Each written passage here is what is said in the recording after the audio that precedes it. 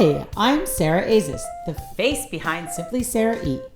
Today, I thought I would talk to you about my menu boards. It's actually one of the first products that I had thought of making, as I used to use a funny little magnet board that my godmother gave me, and I used that for years. And I had been doing these kind of meals for my family, and then my friends caught on and they would call me up and ask me what I would be having on Monday or Wednesday or Friday, and I would tell them the recipe book. And then I thought I could actually probably make a menu board similar to the one that my godmother gave me, but have my logo on it and have actually everything that I wanted to have on it that I use on a weekly basis. So the menu board was born, which is a very great way to keep everything organized. So today I was just going to talk to you about how to actually do the menu board. So it's a week-long menu board. It goes from Sunday to Saturday. On the title of it, it says the week of. So you have the date above. So everyone who is looking at the menu board will know exactly that it is the week of whatever, May the 21st to whatever. When I make my weekly menu, I look in my refrigerator and my freezer first to see what we need to eat. So if there was a bunch of spinach left over, then spinach would be in this week's menu, just because I never waste food, I never throw out food, and I'm going to use it any way possible. So what I do is I have a list of things that need to be eaten, and then I go to my recipes. As you all have seen from my last post or a post before on Instagram and Facebook, I do have a lot of recipes. So I pull from the recipes that I want and that will use up the food, and then I will figure out the days that I will be able to do that. Now, I have 3 busy children. I work full-time, my husband works full-time, and then my mother actually lives with us, and she is retired, and we also have a golden lab. So there's 6 humans that need to be fed in this house and 1 dog, and she also eats fruits and vegetables like we do. So I always have to account for that as well. So I look at my mom book or my day timer and see where everyone is and what is happening in that week. So there's 7 days that we need to eat, and one of them is going to be vegan. It will be a strict vegan meal. No animal byproducts will be served at that meal. I will also have 3 vegetarian meals and 1 gluten-free meal, and then the rest of the dinners will be some sort of meat and fish. We eat vegan meal just for environmental sake, and then it's also just really good to let your family just not actually consume animal byproducts every single day.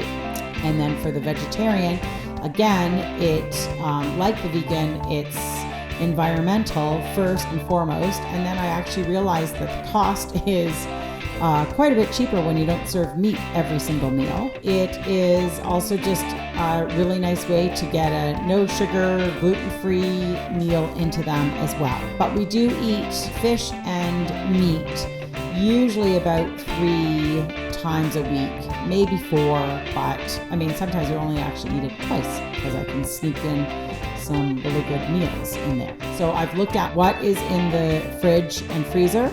I've looked at my mom book, and then I look at recipes from my recipe books. I usually only use 2 or 3 recipe books a week because anymore will just get very confusing. And then I just look at what I like to eat, what people are craving, the season it is, and then I just go through and pick recipes that I feel like making because I am the person that makes every single meal. So Thursday or Friday are my leftover nights. On the weekend, we often barbecue or have a bigger meal. And then on Monday or Tuesday is usually a vegan and a vegetarian meal. So if you put your week down like that, then it is very easy to look for just a vegan recipe, say on a Monday, and look for a vegetarian meal, say on a Tuesday and a Wednesday, and then all of a sudden your week is filled up. If you have a barbecue and a leftover and a vegan and a vegetarian, you have like 4 days done, and then you just look at other days that you want to fill in with meat or fish or whatever. So that is sort of generally how I create the menu with the menu board, and then from the recipe I write down all the things that I need. If it was a salad and I needed fresh tomatoes, lettuce, or whatever, then from the recipe I write my shopping list. And then from the shopping list I go to the grocery store and get all the food that I need for the week's worth of groceries. So again, you're not at the grocery store wondering what you're going to do. I stick to my shopping list and I go from my shopping list, and I then don't overbuy.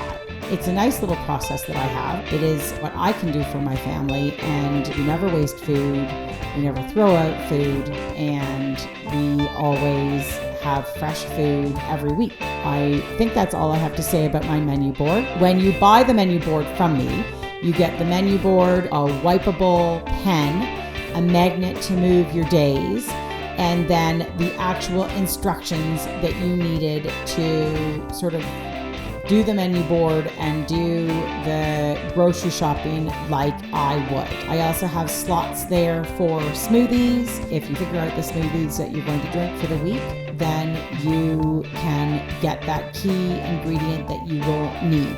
The other categories I have are ideas. The other section is need. So if you actually ran out of something midweek, you can write it down in the need, and then it's right there, so then you can put on your grocery list, and then you can go grocery shopping. So I hope this explains how to use my menu board. If you like what you saw, go to my website and you can purchase one. Bye! Thanks for watching this video. You can like me on Facebook, follow me on Instagram, follow me on Twitter, follow me on Pinterest, and visit my website at www.simplysarahe.com. If you like this video, make sure you hit that like button and subscribe for new content every week. And remember, keep it simple.